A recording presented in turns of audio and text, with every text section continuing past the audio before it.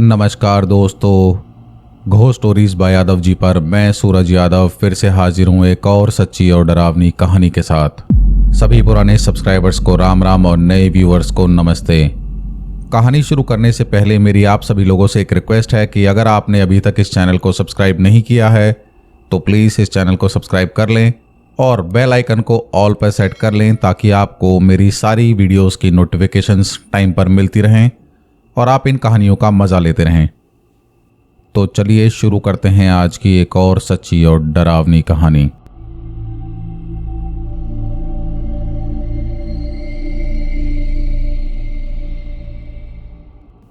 आज की कहानी है एक सोसाइटी के चौराहे के बारे में। सोसाइटी कह लीजिए, कॉलोनी कह लीजिए, उसके एक चौराहे के बारे में। अब ऐसा है क्या खास इस चौराहे में जो कि इसके ऊपर एक कहानी है पूरी। मतलब एक कहानी क्या, इस चौराहे की तो बहुत सारी कहानियां हैं, लेकिन जितनी मुझे पता चली उतनी ही मैं आपको बता रहा हूँ। असल में ये बात है आज की नहीं, ये कहानी है लगभग आज से 10-12 साल पहले और उससे भी पहले की बहुत सारी। इस चौराहे पर कई साल पहले अक्सर रात को एक औरत दिखाई दिया करती थी जो लोगों को घरों से भी आवाज़ देती थी कभी कभी। और रात को आना जाना तो आप समझ लीजिए कि वहाँ के लोगों का दुश्वार हो चुका था, क्योंकि वो ऐसा बोलते थे कि जिसे वो दिख जाए वो उसके घर तक उसके पीछे चली जाती थी।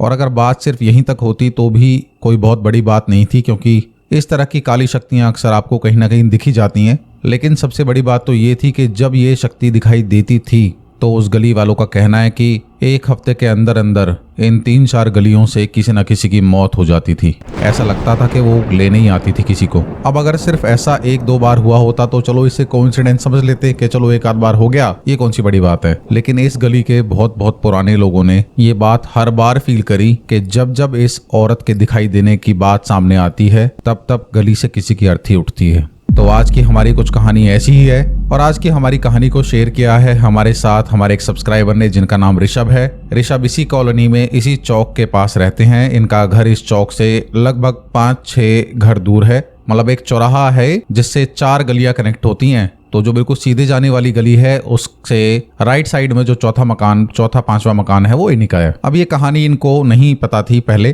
थोड़ा थोड़ा तो पता था लेकिन इतनी जानकारी इन्हें नहीं थी डेप्थ में। तो एक दिन क्या होता है कि सर्दियों के दिन की बात है, ये कहानी तो इनके पास बहुत पहले से थी लेकिन इन्होंने शेयर मेरे साथ अभी किया है। तो एक बार क्या है कि सर्दियों की रात में लाइट चली गई इनके मोहल्ले में। अब लाइट जाने के बाद हालांकि घर में इन्वर्टर वगैरह सब चीज की फैसिलिटी है इनके पास, लेकिन फिर भी क्या हुआ कि गली में ज्यादातर लोगों के यहाँ इन्वर्टर नहीं है, तो सब लोग बाहर आ जाते हैं। और कुछ लोगों ने बाहर एक तसले में आग जलाई हुई है इनके घर के बिल्कुल सामने वाले घर में, घर के बाहर मतलब चौतरे पर। तो वहां पर एक आंटी बैठी हैं, एक अंकल बैठे हैं और 1-2 बच्चे बैठे हुए हैं छोटे छोटे, और सब लोग आग सेक रहे हैं आराम से। जैसे ऐसे लाइट को गए हुए टाइम हो गया तो 2-4 और लोग वहां के खड़े हो गए। तभी जो ये ऋषभ था ये अपने घर के सामने घूम रहा था और मोबाइल पर लगा हुआ था, फेसबुक व्हाट्सएप जो कुछ भी चला रहा होगा। तभी जो सामने वाली आंटी हैं जिनका नाम रेनू है, तो ये आंटी इस ऋषभ को आवाज लगाती हैं और बोलती हैं कि ये आजकल की जनरेशन जो है ना, ये कॉलेज जाने वाली, ये बस अपने मोबाइल्स में ही बिजी रहती है। यूं नहीं कि हम लोग बैठे हैं, हम बड़े बुजुर्गों के साथ भी 2 मिनट के लिए यहाँ बैठ जाएं, बेटा आजा आग सेक ले, क्यों वहाँ टहल रहा है, बस मोबाइल में आंखें और खराब हो जाएंगी तेरी। अब वैसे तो कुछ लोगों को ये बात इरिटेटिंग लगती है कि लोग खामखा टोक रहे हैं, बड़े बुजुर्गों का टोकना हर किसी को पसंद नहीं आता, लेकिन ये ऋषभ उस टाइप का लड़का नहीं है। तो ये बोलता है, अरे आंटी मैं ना कहीं अपने दोस्त से कुछ बात कर रहा था, मतलब व्हाट्सएप पे। हाँ आप बताओ आप क्या कह रहे हो। बोला बेटा आग वाग सेक ले और क्या ही है। तो यहाँ वहाँ बैठ जाता है और जब ये बैठता है तो जो आंटी हैं ये कुछ ऐसी ही बात कर रही थी जो अंकल बैठे हुए थे, ये इनके ही एज ग्रुप के हैं। आंटी की एज होगी लगभग 50 से 52 साल। तो होता ना कि बैठे बैठे क्या करें वहां पर आग सेकते हुए, तो ऐसे ही बात चल पड़ी। और अगर वो बात नहीं चलती तो शायद ऋषभ को इतनी डेप्थ में पता नहीं चलता कि जिस एरिया में वो रह रहा है, जिस चौक पर वो शायद रात को भी टहलता रहता होगा, उस चौक पर कुछ ऐसी बात थी। हालांकि उसकी मम्मी हमेशा मना करा करती थी कि बेटा रात को 11 बजे के बाद गली में चौक पे ज्यादा मत घुमा कर, सही नहीं रहता। लेकिन आजकल की जनरेशन कहाँ मानती है किसी की। तो बैठे बैठे जब ये बातें चलने लगी तो चौक का नाम बार बार आने लगा कि चौराहे पर, भाई साहब आपको याद है पहले ऐसे हुआ करता था। ये आंटी बोल रही है वो सामने वाले अंकल से, मतलब जो ऋषभ के बगल वाला घर है उन वाले अंकल से। तो बोला हाँ बहन जी वो दिन कैसे भूल सकते हैं, वो दिन तो इतना डरावना हुआ करता था और चौक की तरफ देख देख के बातें कर रहे हैं। तो ये सब बातें सुनते के साथ ही ऋषभ को इंटरेस्ट आने लगा कि यार मम्मी भी मना करती है कि रात को चौक वॉक पे मत जाया कर, ये अंकल आंटी बोल रहे हैं कि वो दिन कैसे होते थे। तो जब ही ऋषभ बड़े विनम्रता से एकदम, और होता ना कि पूछने वाली उसमें के इंसिस्ट करता है बहुत ज़्यादा कि आंटी बताओ ना ऐसा क्या हुआ था। दरअसल ये पूछ तो उन अंकल से भी सकता है, लेकिन क्या है कि उन अंकल के साथ थोड़ा सा फैमिलियर नहीं है, फ्रेंडली नहीं है। और आंटी बिल्कुल घर के सामने रहती हैं, तो बचपन से ही इसने उन आंटी को देखा है, उनके घर में खेला है, उनके बच्चों के साथ खेलता है। आंटी बहुत केयरिंग है, इसलिए उसे लगता है कि आंटी मेरे इंसिस्ट करने पर बता देंगी। तो बोला आंटी बताओ ना क्या हुआ था। तो बोला बेटा कुछ एक बात हुई हो तो बताऊं, पता नहीं क्या क्या हुआ था। तो जब ये बगल वाले अंकल बोलते हैं, और वहाँ पर एक दो लोग और जैसे मैंने आपको बताया कि खड़े हुए थे, तो बोला उनमें से एक अंकल जो हैं वो बूढ़े से हैं ज़्यादा, वो रेनू आंटी से भी ज़्यादा एज के हैं। तो जब भी वो बोलते हैं कि रेनू एक याद है कि तेरे साथ भी एक दो बार हो चुका था ऐसा। तो रेनू आंटी एकदम हाथ जोड़ती हैं और ऊपर वाले का नाम बोलती है। बोला नहीं नहीं, उन सब बातों को मुझे याद मत दिलाओ, मेरे साथ जो हुआ था वो सोच के भी डर लगता है मुझे। अब जब वो ऋषभ सुनता है कि अरे तो रेनू आंटी के साथ भी हो चुका है कुछ, अब तो उसकी बोलते हैं ना आतुरता बढ़ गई है, और मतलब और वो हो गया सुनने के लिए। बोला आंटी बताओ क्या हुआ था। तो बताती हैं कि बोलो बेटा देख, मैं तेरे को डराने के लिए नहीं बोल रही हूँ, तो सिर्फ सुन ले और जान ले कि ऐसा ऐसा क्या होता था यहाँ पर। अब नहीं है, फिक्र मत कर, और अगर होगा भी तो अब कई सालों से किसी को परेशान नहीं किया है, पर बात है आज से 10-12 साल पहले की। कई किस्से हुए जिसमें से कि अगर अभी देख, जब तक खाना वाना बन रहा है, तेरी मम्मी बना रही है, जब तक तेरे को जितने मेरे को याद आते जाएंगे मैं तेरे को अपना बताती चली जाऊंगी। अब ये लड़का एकदम आलती पालती मार के बैठ गया है उन आंटी के चौंतरे पर ही, और 2-4 लोग और खड़े हुए हैं, कोई बैठा हुआ है। आंटी अपनी चौखट पर बैठी हुई हैं जो मेन गेट की चौखट है, और उसे ये कहानी बताना शुरू कर देती हैं।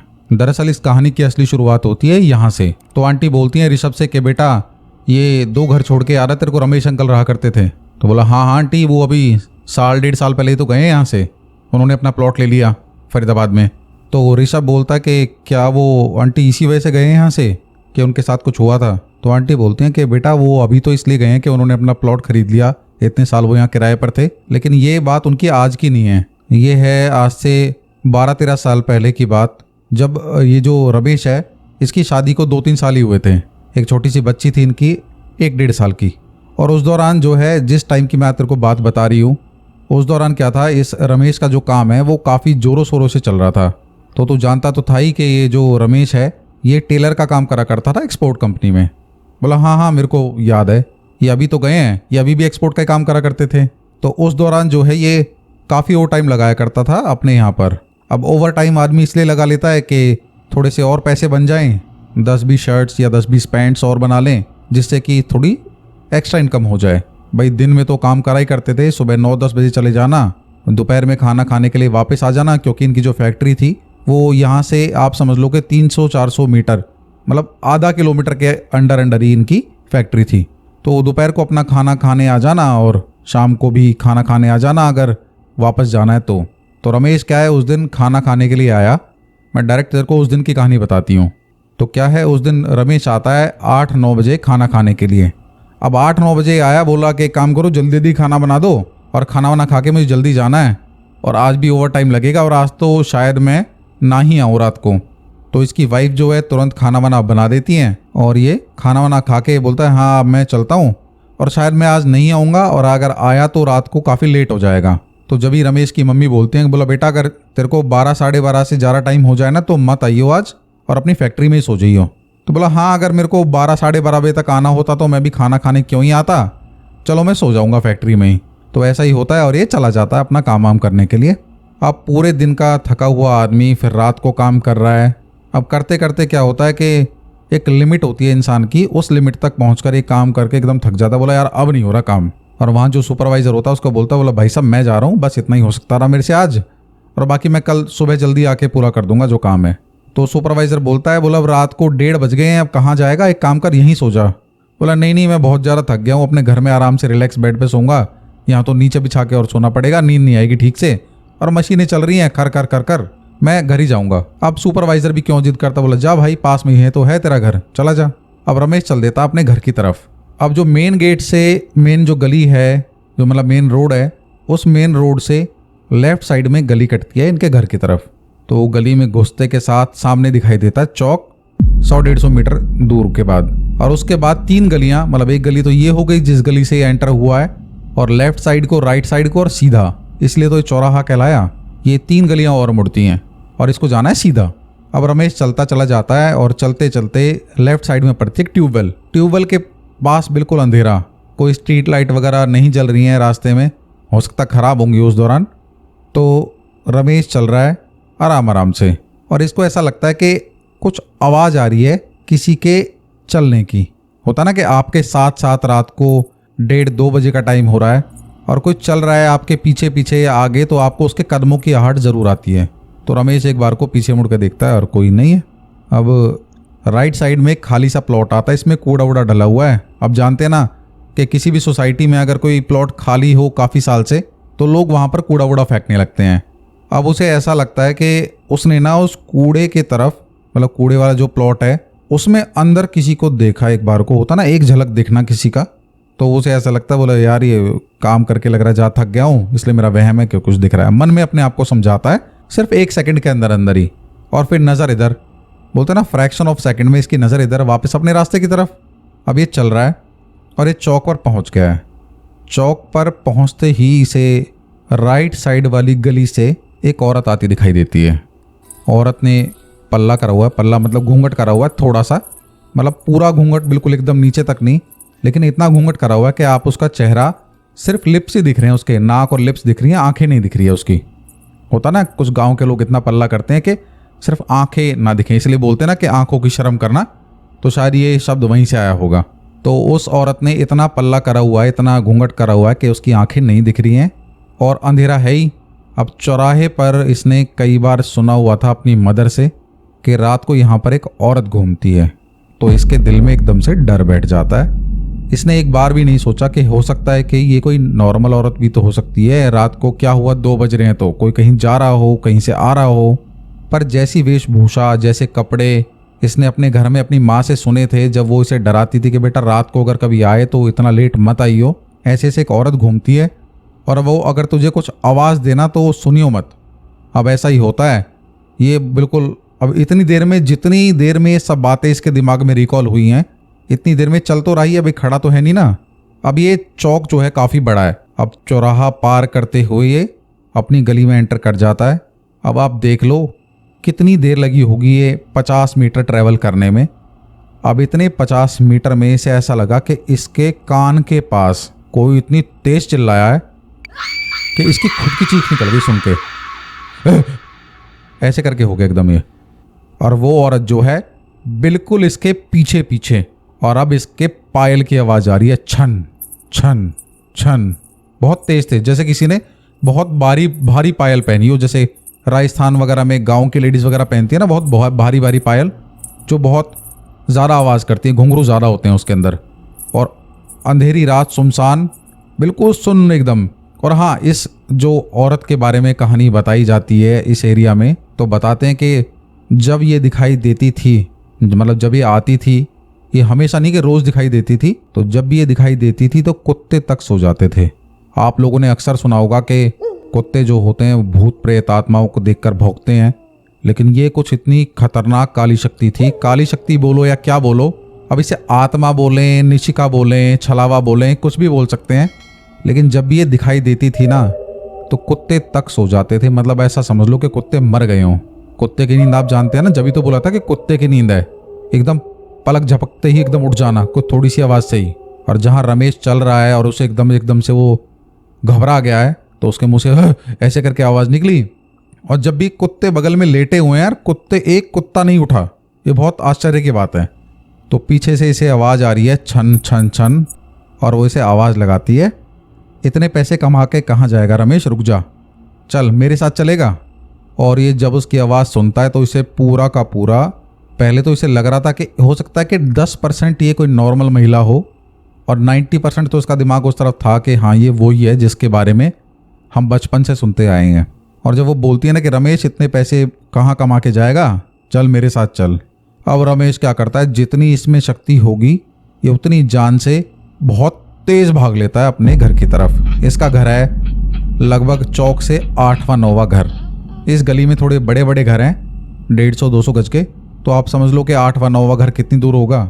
अब ये बहुत तेज़, और ये फर्स्ट फ्लोर पे रहता था अपने घर के बाहर पहुंच गया है, हाँफ रहा है दौड़ता दौड़ता, और ये इसकी नज़र उस तरफ ही है और वो औरत जो है वो इसकी तरफ ही बढ़ती चली आ रही है। जितने भी लोगों ने कहानी अब इसके बारे में सुनी है या बताई हैं कि जिनके साथ कुछ हुआ है ऐसा, तो उन्होंने बताया कि कभी उसने किसी को कोई हार्म नहीं पहुंचाया, मतलब कोई नुकसान नहीं पहुंचाया, लेकिन हाँ वो अपने होने का एहसास ज़रूर दिलाती थी। तो रमेश जो है वो अपने गेट का जो जीने का दरवाज़ा है, क्योंकि फर्स्ट फ्लोर है, इसे इतनी अकल नहीं आई कि बेल बजा दूं जल्दी से।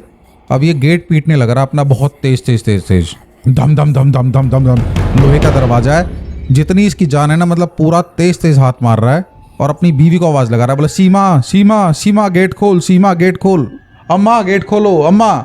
जितना इसके उतना हलक में जान थी, ये उतना तेज चिल्ला के बोल रहा है। और जब इतनी ही देर में जो वो औरत जो दिखाई दे रही है वो इसके पास आती चली जा रही है, और इसे ऐसा लग रहा है कि उसका जो चेहरा है वो कुछ अजीब सा होता चला जा रहा है। मतलब आप ऐसा समझो कि जितना उसका लिप्स और नाक वाला एरिया दिख रहा था, तो उसे ऐसा लग रहा है कि ये कुछ जली हुई औरत है। दरअसल ये जो भी शक्ति थी, ये आपके अंदर का डर पहचानती थी और ये आपको उसी चीज़ से बुलाती या डराती थी। पता नहीं इसको कैसे पता होता था कि आप उसी चीज़ के बारे में सोच रहे हो या फिर आप उस चीज़ से डरते हो। अब शायद रमेश को जले हुए लोगों से बहुत डर लगता होगा, तो रमेश को वो जली हुई के ही रूप में दिखाई दे रही है, उसके हाथ जले हुए दिखाई दे रहे हैं उसको, और वो बहुत तेज तेज तेज अपना गेट थपथपाए जा रहा है। उसे गेट थपथपाते हुए हो गए 2-3 मिनट, क्योंकि भाई अगर इसकी वाइफ अंदर कमरा लगा गेट अंदर से लॉक करके सो रही है तो पहले तो अंदर तक आवाज़ जाएगी, कोई नींद में है उठ के आएगा। अब इतनी ही देर में इसकी वाइफ, क्योंकि बाहर की तरफ इसका कमरा था, तो आती है बड़े आराम आराम से। बोला आप हो क्या? बोला जल्दी गेट खोल, जल्दी गेट खोल। बोला हाँ आ रही हूँ, क्यों शोर मचा रहे हो? और ये जीने से उतर के, फर्स्ट फ्लोर है, जीने से उतरने में कितना समय लगा होगा, और एकदम से गेट खोलता है। इसकी जो वाइफ है सीमा, वो गेट खोलती है। ये गेट अंदर से तुरंत बंद कर लेता है और एकदम से अपनी वाइफ को बोलता है जल्दी चल ऊपर ऊपर। अब रात को आया है, बोला भूख लग रही होगी, प्यास लग रही होगी, टॉयलेट लग रही होगी, इसलिए ज़रा जल्दबाजी कर रहे हैं, वो उतना ध्यान नहीं देती है। अब ये ऊपर अपने कमरे में जाते हैं और कमरे में जाते के साथ जो रमेश है वो अपनी बीवी को 3-4 लपड़ लगा देता है, थप्पड़ लगा देता है। मतलब बोला इतनी देर से चिल्ला रहा हूँ, तेरे पे गेट नहीं खोला गया क्या? घोड़े बेच के सो रही थी एकदम। अब सीमा रोने लग जाती है भाई। अब आते के साथ नींद में आपको कोई थप्पड़ वप्पड़ मार दे 3-4, वो भी पति, तो वही रोने लगती है बहुत ज़ोर ज़ोर से। यहाँ वो रो रही है, यहाँ रमेश पसीने पसीने हो रहा है। आप समझ लो उसने 5-6 गिलास पानी पी लिया इतनी देर में, और ये हाँफ रहा है। इसकी बीवी को ऐसा लग रहा है क्योंकि मुझे मारा है इसलिए ऐसा कर रहा है ये, और वो और गुस्सा हो रही है। जब ही जा तेज तेज तेज रोती है तो इसकी अम्मा आती है और अम्मा के बोलते बोले क्या शोर मचा रखा तुम दोनों ने, इन्होंने क्या हुआ? तो ये सीमा रोते रोते बताती है देखो ना, मुझे आते के साथ ही इन्होंने मारपीट शुरू कर दी, लग रहा है दारू पी के आए हैं आज। तो हर माँ होती है बेटे के पास जाके, उसके मुंह के पास जाके सूंघ के बोलती है, बोले नहीं इसने तो नहीं भी रखी, लो क्यों मारा तूने इसको? अब रमेश खड़ा खड़ा कांप रहा है, कांपते कांपते अब इसकी मम्मी को अलग लगता है, बोलो तू इतने बजे क्यों आया? अब रमेश के बुखार चढ़ गया एकदम बहुत बुरा। मतलब आप समझ लो कि जितना एक इंसान जितना टेम्परेचर सहन कर सकता है ना, मैक्सिमम बेहोश होने की हद तक, उतना बुखार हो गया इसको। इसकी मम्मी छू के देखती है एकदम बुखार से बिल्कुल बुरी तरह तप रहा है ये, और हो सकता है कुछ बोलना चाह रहा है लेकिन बोल नहीं पा रहा है। इसकी सामने बीवी रो रही है, ये चुप कराने की भी कोशिश नहीं कर रहा था। इसके मन में एक तो इतना डर बैठ गया था। अब इसकी अम्मा बड़े आराम से इसको लिटाती, बोला बेटा तू लेट क्या हुआ? पट्टी वट्टी करती हैं और इसको थोड़ा होश से में लेके आती हैं और पूछते, बोले बेटा क्या हो गया, ऐसा क्या हुआ? तो बोला सीमा तूने कुछ करा क्या, या फिर तूने ऐसा कुछ कह दिया हो जो उसको ज़्यादा बुरा लग गया?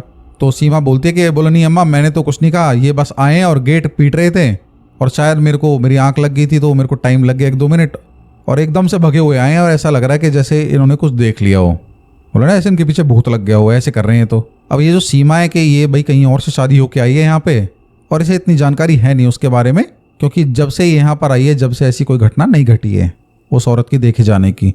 तो उस जो इसकी अम्मा है रमेश की, उसे एकदम से शक हो जाता है कि लग रहा है इसने वही औरत देख ली। तो रमेश को पूछती है, बोला बेटा तूने कुछ देखा क्या?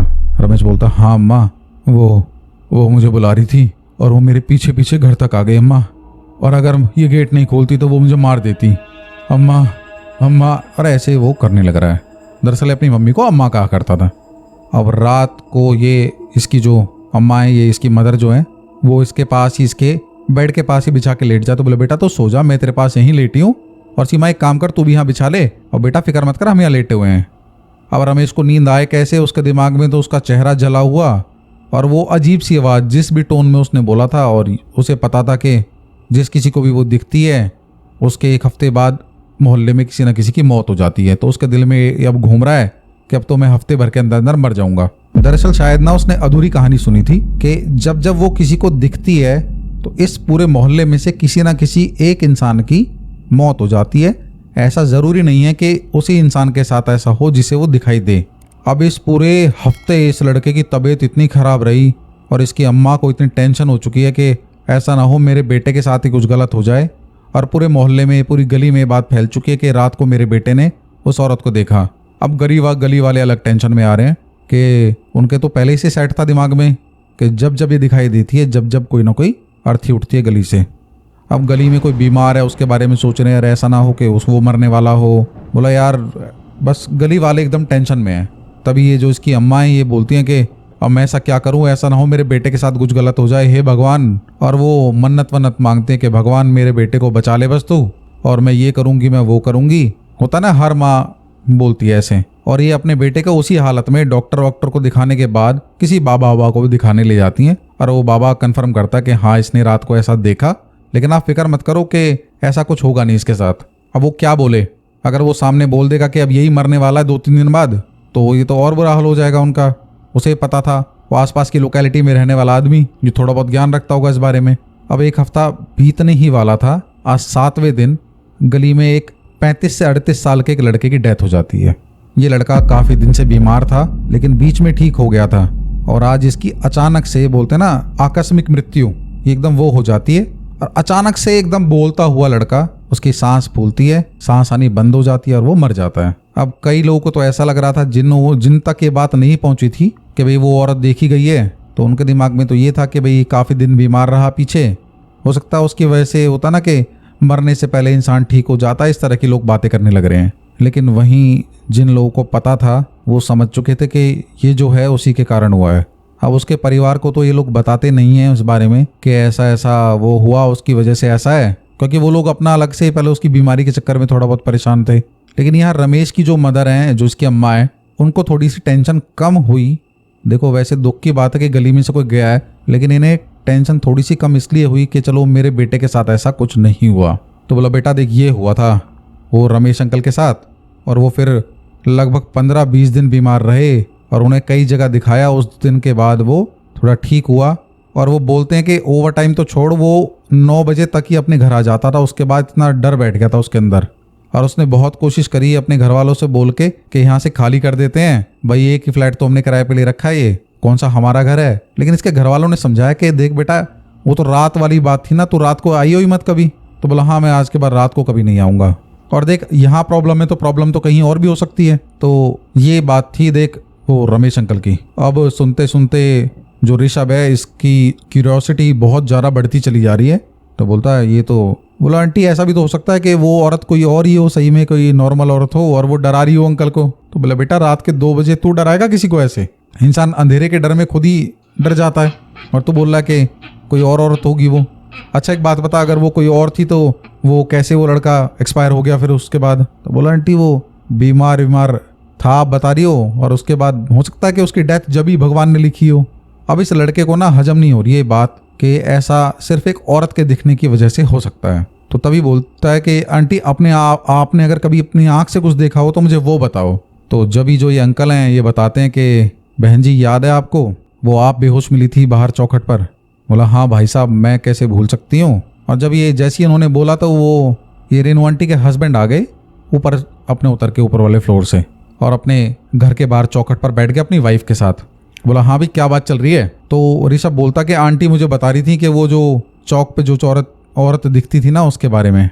तो ये अंकल एक बार को डांटते हैं, बोला ये क्या फालतू बातें करने लग रहे हो तुम, ये सब कोई बात करने की, और रात का टाइम वैसे फिर डरेगा बच्चा, ये क्यों बता रही है इसको? बोला नहीं यही पूछ रहा है, और बच्चा थोड़ी है बड़ा है, इसे भाई पता तो होना चाहिए कि इस गली मोहल्ले में क्या होता था, आप जहाँ रहते हो कि वहाँ के बारे में तो पता ही होना चाहिए।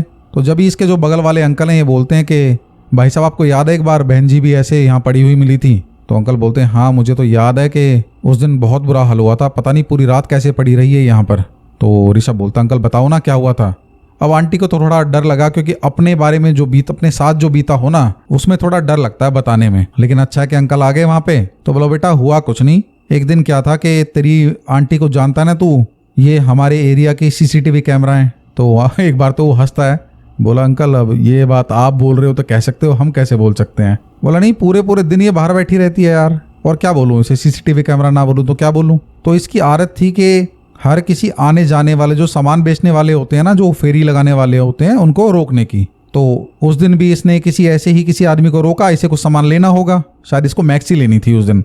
तो इसको पसंद वसंद नहीं आई और इसके मन में था कि जल्दी से जल्दी एक कोई बढ़िया फेरी वाला आ जाए तो उससे मैक्सी ले लेंगे। ये बहुत लोकल सी कॉलोनी है, आप समझ लो इसको, बहुत नॉर्मल सी। तो आंटी के दिमाग में यही है कि अब कोई आएगा ना तो उससे ये सामान लेना, मेरे को मैक्सी लेनी है एक दो। और रात हो जाती है और ये सो जाती हैं। अब जो शक्ति के बारे में मैं आपको बता रहा हूँ, जिसके बारे में पूरी कहानी है, ये पता नहीं कैसे इसको सामने वाले की ज़रूरत या उसके मन में जो कुछ चल रहा है या उसका डर इसको पता होता था, और ये आवाज़ बदल कर भी रात को आवाज़ लगाया करती थी। रात का वही टाइम हुआ है, टाइम हो रहा है लगभग 1, 1:30, 2 बजे का, मतलब 1 से 2 बजे के बीच का समय है। और अक्सर ये इसी टाइम देखी जाती थी। आंटी को, रेनू आंटी को आवाज़ आती है रात को 1:30, 2 बजे कि मैक्सी ले लो। जैसे वो फेरी वाले लोग आवाज़ लगाते हैं ना, वैसे एकदम मैक्सी ले लो। अब आंटी के अंदर तक, मतलब समझ लो इनका जो गेट है उससे अंदर तक, जहाँ इनका बेडरूम है, लगभग 20-25 फीट तो होगा ही, उतनी अंदर तक इनके पास आवाज़ पहुंच भी जाती है और ये उठ भी जाती हैं। देख रहे हो शक्ति। अब आंटी उठ के आती हैं और गेट खोलती हैं। इनके दिमाग में ये नहीं आया, इनके दिमाग में तो ये कि चलो मैक्सी वाला आ गया, मैक्सी ले लेती हूँ। और वो आवाज़ लगाती है कि अरे रेनू बहन जी मैक्सी ले लो, आपको मैक्सी लेनी थी ना। इतनी ही आंटी चली आ रही हैं कि चलो अच्छा है मैक्सी वाला आ गया। लेकिन उनके दिमाग में ये नहीं आता कि उसके बाद ये औरत कौन आवाज़ लगा रही है। उन्हें ऐसा लगता है कि बाहर कोई और भी होगी जो सामान ले रही होगी, और वो भी आवाज़ लगा रही कि रेनू बहन जी आ जाओ, आपको मैक्सी लेनी थी। आंटी ना टाइम देखती है नहीं देखती है कि अंधेरा हो रहा है, और शायद उसकी आवाज़ में कुछ ऐसी जादू था कि आप समझ लो कि उसकी आवाज़ से ही हिप्नोटाइज हो जाना। आंटी आती है, अपना मेन गेट खोलती हैं जहाँ ये अभी बैठी हुई हैं कहानी सुनाते हुए, और इन्हें एक औरत दिखाई देती है, वही सेम कपड़े, वही आधा ढका हुआ चेहरा, और ये बोलती है हाँ कहाँ है मैक्सी। उसके बाद वो औरत अपना घूंघट हल्का सा उठाती है, और सिर्फ इतना ही याद है इनको। उसके बाद ये अपनी चौखट पर बेहोश गिरी हुई हैं, और रात को 1:30 बजे से लेकर सुबह 4:30-5 बजे, जब तक जो गली में दूध देने वाले अंकल हैं वो नहीं जाते हैं दूध लेने के लिए, जब तक ये आंटी वहीं पड़ी रही। और वही सेम कंडीशन इनके साथ, इन्हें भी बुखार हो गया बहुत ज़बरदस्त। बताते हैं ऐसी शक्ति के कांटेक्ट आने में आपके शरीर पर भी कुछ हानि हो सकती है। कई लोग पागल हो जाते हैं, कई लोग के कुछ अंग काम करना बंद कर जाते हैं, कुछ लोगों को बुखार आ जाता है, तबीयत खराब हो जाती है, बहुत कुछ। तो आंटी को बहुत तेज़ बुखार हो रखा है और हालत पूरी रात में शायद इनकी बहुत ख़राब भी हो गई। अब वो अंकल आते हैं, देखते हैं कि अरे रेनू कैसे पड़ी हुई है, इनकी सेम एज ग्रुप के अंकल हैं। तो देखते हैं कि अरे रेनू अपने घर के बाहर गेट पे ऐसे क्यों सो रही है। पहले तो थोड़ा ऐसा लगता है कि क्या ही बोलूँ, हो सकता है कि सुबह सुबह का टाइम है, हवा ले रही हो सुबह सुबह की। लेकिन जैसे जैसे वो पास आते हैं ना, तो देखते हैं कि ये तो बेहोश है शायद। तभी आवाज़ लगाते हैं इनके हस्बैंड को, और इनके हस्बैंड आते हैं अंदर से निकल के और देखते हैं कि अरे अरे रेनू क्या हो गया, तुम यहाँ कैसे लेटी हो। तो ये अंकल बोलते हैं दूध वाले, कह रहे भाई साहब ये बहन जी यहाँ पर ऐसे बेहोश पड़ी हैं और आपको पता ही नहीं है। बोला नहीं मैं तो सो रहा था, मुझे क्या पता ये कब से यहाँ पड़ी है। और आंटी को उठाकर अंदर ले जाते हैं। सेम कहानी आंटी के साथ भी रही, ये काफ़ी दिनों तक बीमार रहीं। और बताते ना कि जैसा वहाँ के लोग कहा करते थे, अब इन आंटी को डर लग रहा है बहुत ज़्यादा कि वो औरत मुझे दिखाई दी है ना, तो लग रहा है मेरा नंबर है। और जब तो इन आंटी की एज आप समझ लो कि भाई आज 50-52 साल की हैं, तो 10 साल पहले कितने 42 साल 40-42 साल की रही होंगी। तो अपने बच्चों को पकड़ पकड़ के रोएं कि अब मेरे बच्चों का क्या होगा, मैं मर जाऊंगी तो पता नहीं मेरे कर मेरे ही नसीब में उस औरत को देखने को लिखा था, और अब पता नहीं क्या होगा। अभी अंकल जी टेंशन में हैं, बगल में जो और अंकल आंटी रहते हैं, और हो सकता है इस ऋषभ की मम्मी भी वहाँ गई हो। और अब गली में ना बहुत टेंशन का माहौल हो रखा है कि यार अब वो दिखाई दी है, अब रेनू तो झूठ बोलेगी नहीं, भाई इतनी उम्र दराज औरत है ये। और देखो तबीयत इसकी वही कंडीशन है इसके साथ भी जो हर किसी के साथ होती है। और वही आज से 3-4 दिन बाद गली में एक अंकल थे 60-62-65 साल के, उनकी अचानक से डेथ हो जाती है। अब ये अंकल को तो कोई बीमारी भी नहीं थी, बिल्कुल नॉर्मल रिटायर्ड आदमी, और कोई प्रॉब्लम नहीं थी इनको। अगर आप पहले वाली डेथ के बारे में बात करें कि भाई उसकी तो तबीयत खराब थी, तो इसकी कोई तबीयत खराब नहीं। और अचानक से डेथ हो जाती है। बोलते कि बीपी इतना बढ़ गया था कि उसके बाद कोई नस फट गई और ये एक्सपायर हो गए।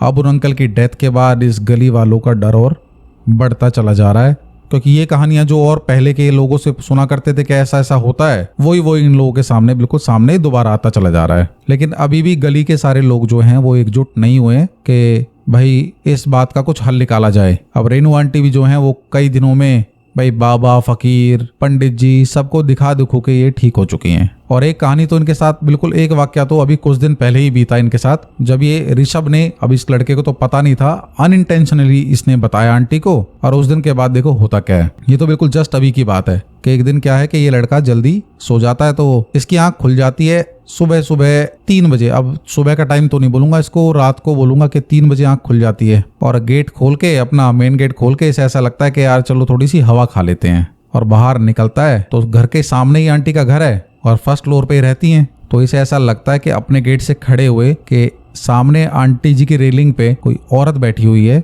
और उस औरत ने नीचे को मुंह करा हुआ है और उसके बाल गिरे हुए हैं नीचे की तरफ, जैसे कोई औरत कुर्सी पे बैठ के अपने बाल धो के सुखा रही हो। अब एक बार को ये इसे अजीब लगता है कि बोला आंटी यार सुबह सुबह देखो 3 बज रहे हैं और 3 बजे बताओ बाल धो रही हैं सर्दी में। एक बार को ये सोचता कि आवाज लगा दूं, लेकिन बोला नहीं सही नहीं लगेगा। अभी वापस अंदर आ जाता है, थोड़ा सा हल्का सा डरे से भी लगता है। अब बोलते ना ऐसे बाल वाल खोले हुए कोई आपके खुद के घर में हो तो अपने खुद के घर के मेंबर से डर लग जाए, ये तो फिर भी सामने वाली आंटी हैं। अब अगले दिन की सुबह होती है और ये लड़का जो है ऋषभ, ये मैं बताया आपको बहुत फ्रैंक है आंटी के साथ, तो बोलता है कि बाहर अपनी रेलिंग पे जब जाता है ऊपर, बोला आंटी आपको ना ये नींद नहीं आती क्या रात को? बोला बेटे क्या हुआ? बोला सुबह 3 बजे यार हद हो गई आंटी, ठंड में भी ठंडी नहीं लगती आपको? बोला क्या हो गया? बोला आप रेलिंग पे बैठ के बाल धो रही थी। तो बोला बेटा मैं कहाँ बाल धो रही थी? बोला नहीं बाल धो नहीं रही थी, ऐसा लग रहा आप बाल धो के, और जैसे होता ना गर्दन नीचे करके कुर्सी पे बैठ के आप अपने बाल सुखा रही थी। तो बोला बेटा मजाक मत कर,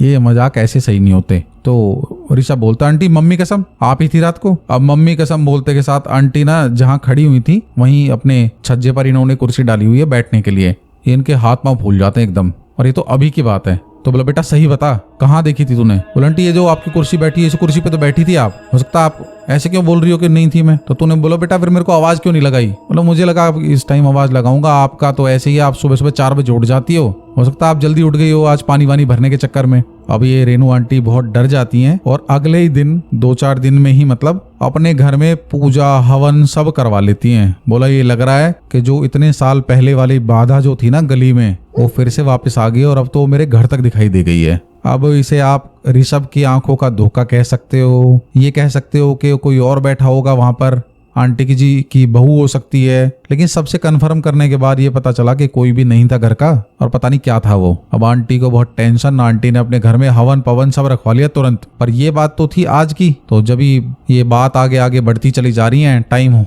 आधा घंटा हो चुका है ये सारी कहानियां बताते हुए आंटी को और अंकल को। तो बोला और भी कुछ हुआ क्या?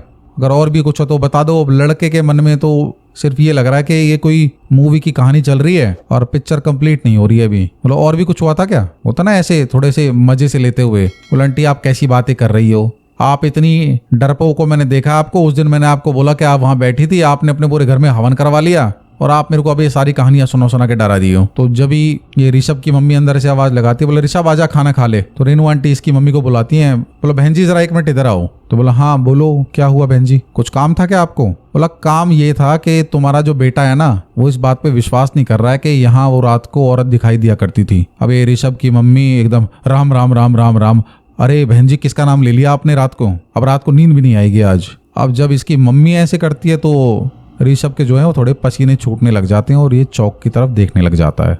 क्या मम्मी सही में? बोला हाँ बेटा सही में। बोला आंटी ने बताया कि ये भी बेहोश हो गई थी और वो कोई ना कोई डेथ हो जाती थी किसी की। बोला हाँ बेटा ये सब सही कह रही है, ऐसा होता था। तो बोला आपने मुझे पहले क्यों नहीं बताया, मैं तो चौक पे घूमता रहता था। तो बोला बेटा तुझे इसलिए नहीं बताया कि हम नहीं चाहते थे कि वो डरे, और ना अब ऐसा कुछ है नहीं चौक पे। तो बोला अब आपको कैसे पता अब कुछ नहीं है? बोला बेटा देख सब बातें नहीं होती बताने वाली, अब पता नहीं बहन जी ने भी तेरे को ये सब क्यों बता दिया, आजा चल अब ज्यादा इन सब बातों में मत पड़ा राजा। अब ऋषभ बोलता है, बोला नहीं बस एक स्टोरी और बता दो आंटी। मम्मी बस अभी आ रहा हूँ बस 1 मिनट में। तो बोलती है कि तू उसको जानता है ना उधर करण को? बोला हाँ करण भैया को खूब अच्छे से जानता हूँ। बोला उनकी मम्मी की डेथ होगी ये पता है तेरे को?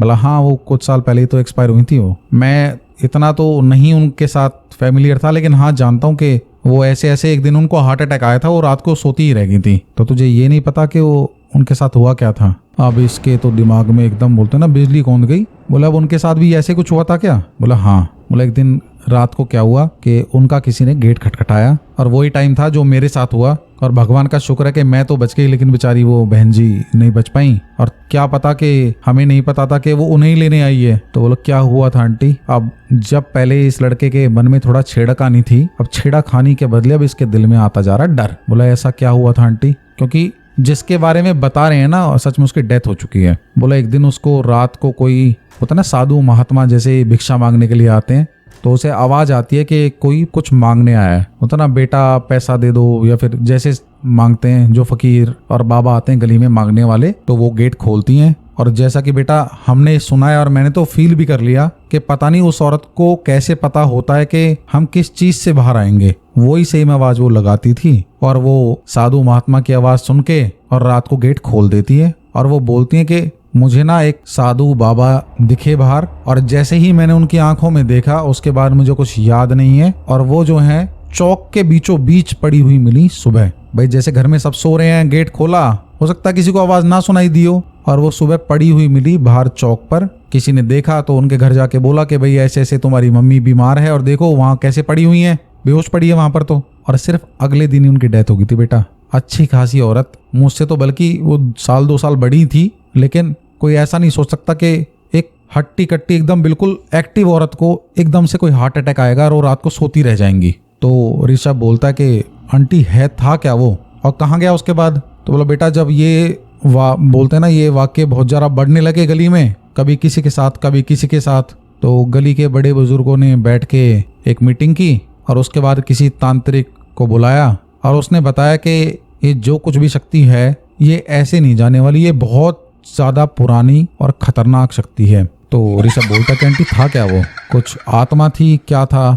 बोला बेटा ये तो हमें नहीं पता, वो आत्मा थी, छलावा था, प्रेत था, क्या था, जिन था, कुछ नहीं पता, लेकिन बस उसके नाम से ही डर लगता था कि कोई भी बोलता ना कि वो देखी गई, बस वो शब्द जो था कि वो देखी गई, बस इससे ही डर लग जाता था हमें। तो कभी किसी ने इतनी रिसर्च नहीं की वो था क्या। तो बोला फिर हुआ क्या? तो उस बाबा ने बताया कि इस जो वो तांत्रिक होने के साथ बोलते हैं ना कि माँ भगवती के पुजारी भी होंगे शायद, तो उन्होंने बताया कि इस चौक पर, इस चौराहे पर आप लोग धार्मिक कार्य करा करो, जिसकी वजह से उसका जो प्रभाव है वो कम होता चला जाएगा। तो हम लोगों ने लगातार 3 साल यहाँ जागरण करवाया और हर साल यहाँ पर होलिका दहन भी होता है। अब तू देखता तो है ही कि अपने चौक पर ही होलिका दहन होता है, पहले कहाँ होता था? तो बोला नहीं मैं तो जब से देख रहा हूँ हो ही रहा है। तो बोला बेटा तू तो 10-12 साल से याद है ना तेरे को, उससे पहले नहीं हुआ करता था कुछ भी यहाँ पर ऐसा। और जब से वो जागरण हुआ है और यहाँ पर जो कुछ भी पूजा वूजा करवाई जाती है, तो अक्सर कोशिश करते हैं कि चौक पर हर 2-4 साल में कुछ ना कुछ पूजा ऐसा जागरण वगैरह करवा दिया जाए। और उसके बाद से वो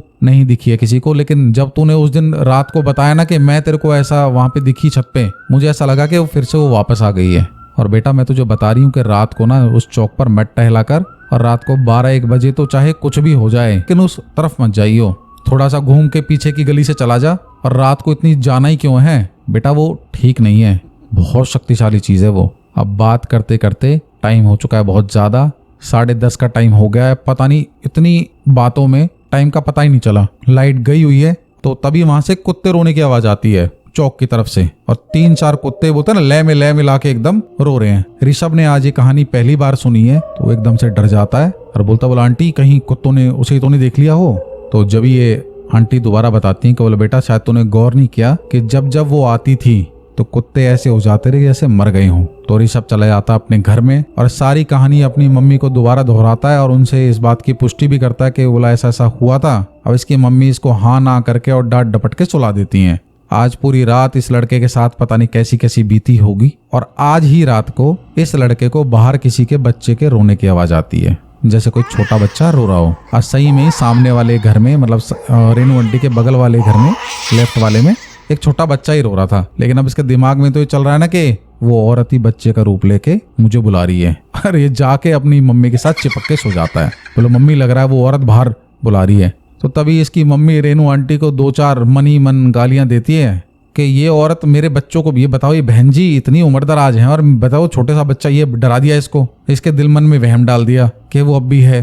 तो आज की कहानी हमारी बस यहीं तक थी और जहाँ तक मुझे इस ऋषभ ने बताई वो मैं आपके सामने ले आया हूँ। ये कहानी दरअसल इस लड़के को इसे पिछली जो सर्दियाँ इनमें पता चली थी, और मेरा चैनल इसने अभी नया नया देखा होगा तो इसने मेरे साथ एक कहानी इंस्टाग्राम पर शेयर कर दी। तो अगर आपके पास भी ऐसी ही कोई कहानी है तो आप भी मेरे साथ अपनी कहानी शेयर कर सकते हैं इंस्टाग्राम पर, फेसबुक पर या फिर ईमेल पर। मैं आपकी कहानी लेट सवेर जरूर बोलूँगा।